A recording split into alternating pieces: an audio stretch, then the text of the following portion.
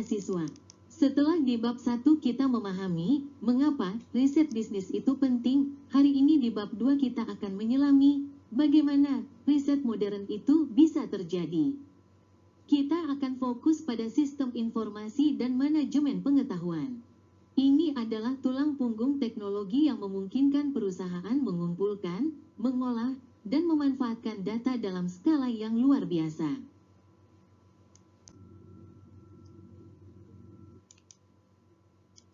Mari kita lihat tujuan pembelajaran kita untuk sesi ini. Di akhir kelas, saya ingin Anda mampu, pertama, membedakan dengan jelas konsep data, informasi, dan intelijen. Ini adalah hierarki fundamental yang harus dipahami setiap manajer. Kedua, memahami 4 karakteristik yang membuat data menjadi berharga. Tidak semua data diciptakan sama.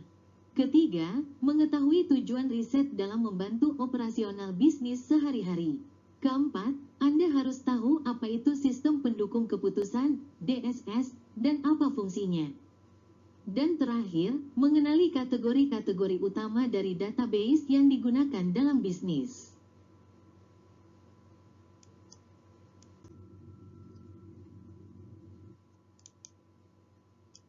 Mari kita mulai dengan sebuah perusahaan yang mungkin setiap hari kita lihat di jalan, United Parcel Service, UPS.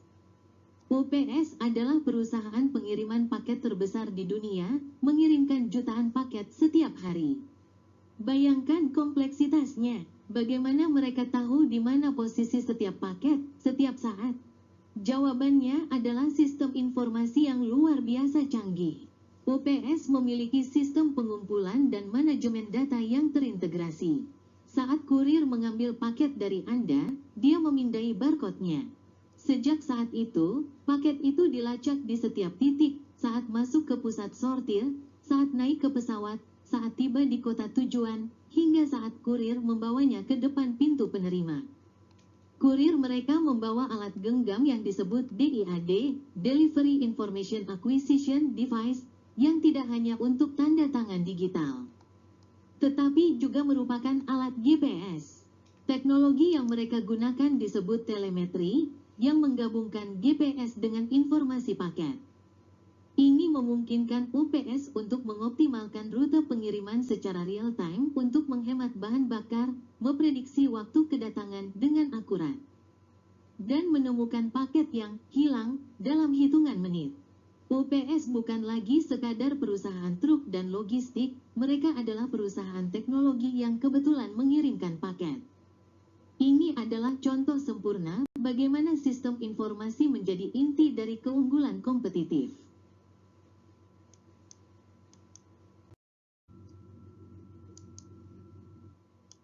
Kasus UPS tadi adalah jembatan sempurna untuk kita memahami hierarki ini. Mari kita bedah satu persatu. Data, ini adalah level paling dasar. Data adalah fakta atau ukuran mentah dari sebuah fenomena. Contoh, kasir di Indomaret memindai barcode Indomie goreng, pukul 14:02, harga Rp2.500, pembayaran tunai. Ini adalah data. Mentah, belum bercerita banyak. Informasi, ini adalah level berikutnya. Informasi adalah data yang telah diformat atau disusun untuk mendukung pengambilan keputusan. Contoh, laporan kasir di akhir hari menunjukkan total penjualan Indomie goreng hari ini adalah 150 bungkus, dengan puncak penjualan terjadi antara jam pukul 12 sampai pukul 13. Data mentah tadi kini menjadi informasi yang berguna. Manajer toko bisa tahu kapan waktu yang tepat untuk mengisi ulang stok di rak. Intelijen pasar, market intelligence. Ini adalah level tertinggi. Intelijen adalah bagian dari data dan informasi yang memiliki kekuatan penjelas, explanatory power, untuk pengambilan keputusan yang efektif. Contoh, seorang analis di kantor pusat Indofood menggabungkan informasi penjualan dari ribuan Indomaret dan menemukan sebuah pola. Penjualan Indomie goreng rasa rendang meningkat 30% di kota-kota yang memiliki populasi etnis Minang yang tinggi, dan peningkatannya lebih tajam selama bulan Ramadan. Ini bukan lagi sekadar informasi, ini adalah intelijen. Ini memberikan wawasan strategis untuk kampanye pemasaran berikutnya. Jadi, seperti yang disimpulkan di slide, ada lebih banyak data daripada informasi, dan ada lebih banyak informasi daripada intelijen. Tugas Anda sebagai manajer adalah mendorong proses transformasi dari data mentah menjadi intelijen yang bisa ditindaklanjuti.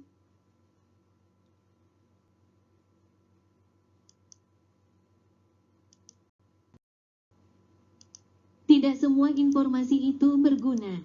Ada 4 karakteristik yang menentukan nilai sebuah informasi: relevansi, relevans.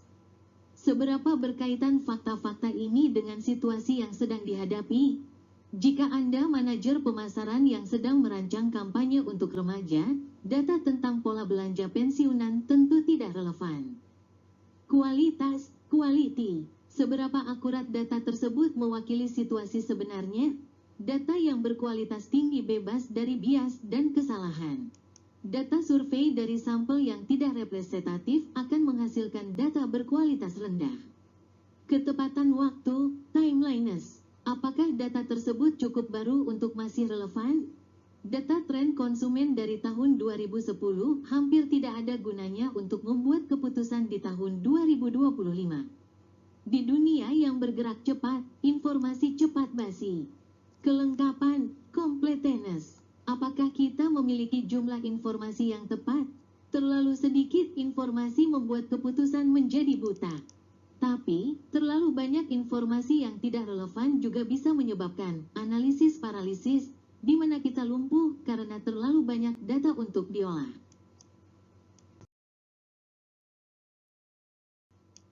Salah satu teknologi yang mengevolusi pengumpulan data adalah RFID, Radio Frequency Identification. Bayangkan ini sebagai barcode super canggih. Jika barcode harus dipindai satu persatu, puluhan tag RFID bisa dibaca secara bersamaan tanpa harus terlihat. Militer AS menggunakannya untuk melacak logistik, dan perusahaan retail raksasa seperti Walmart mendorong pemasok mereka untuk menggunakannya. Dengan RFID di setiap produk, Walmart bisa tahu secara real-time berapa banyak stok yang ada di gudang dan di rak, mengurangi kemungkinan kehabisan stok. Ini adalah contoh bagaimana kemajuan teknologi meningkatkan kualitas dan ketepatan waktu data secara dramatis.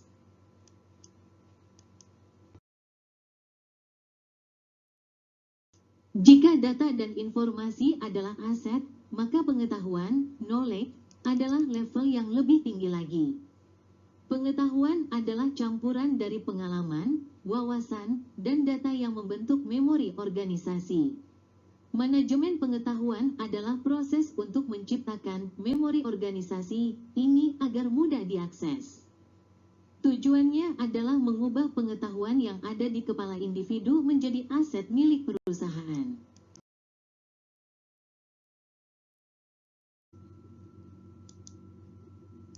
Contoh di hotel, melalui data warehousing aktif, sebuah jaringan hotel bisa memprediksi preferensi tamu. Jika data menunjukkan seorang tamu selalu meminta bantal tambahan dan memesan sarapan ke kamar saat menginap di hotel cabang Jakarta, sistem manajemen pengetahuan akan memastikan bahwa saat tamu tersebut check-in di hotel cabang Bali, staf di sana sudah tahu preferensi ini. Mereka bisa secara proaktif menawarkan bantal tambahan. Inilah cara pengetahuan menciptakan pengalaman pelanggan yang superior.